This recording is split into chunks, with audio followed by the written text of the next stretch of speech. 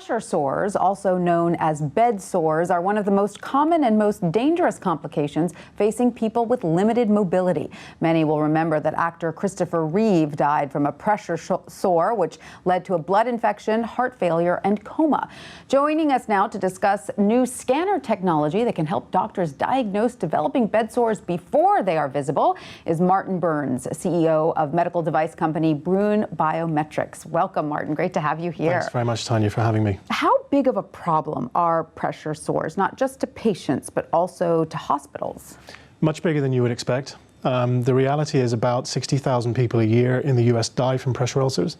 So if you compare that to cancer, there are, if bed sores were a cancer, it would basically be the second biggest killer of all types. So it kills more people than any cancer except for lung cancer. And I would imagine this is also costing hospitals a lot of money. Enormous amounts of money at the local hospital level. At the overall US level, we spend somewhere between 11 and $15 billion a year treating pressure ulcers. Incredible. So now your company has come up with this scanner. I'm going to hold it up because it looks like something out of Star Trek.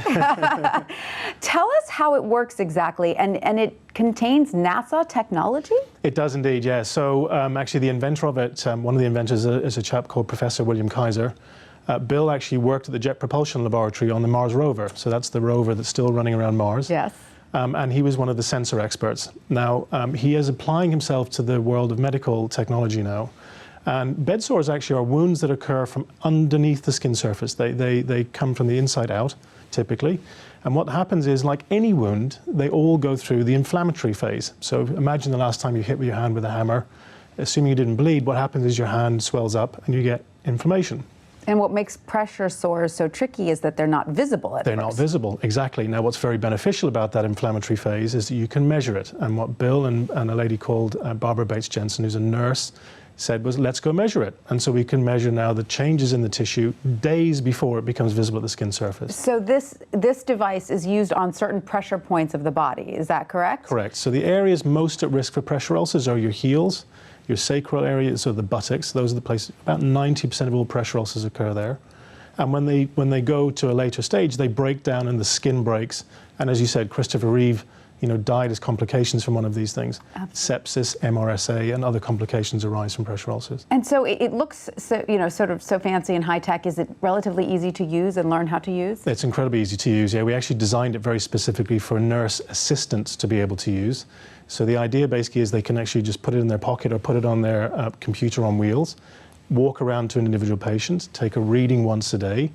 It takes about 5 to 10 minutes per patient. So exactly what they're doing today is visual inspection. They're turning the patient over and looking for redness on the skin.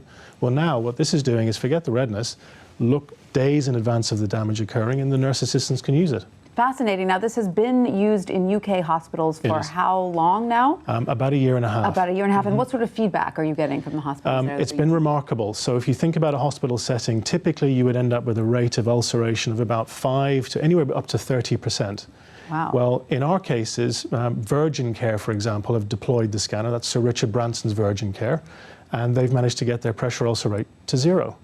Now, they're not unusual. It's happened every single place we go to where nurses have this piece of equipment in their pocket. They can get the rate to 0. Incredible. And how likely are we to see this technology in US hospitals? Very. So we're in the final stages of a clinical trial. It's an FDA clinical trial. We're about 100 patients in, and we're expecting to wrap that up in September and then file with the FDA finally this year.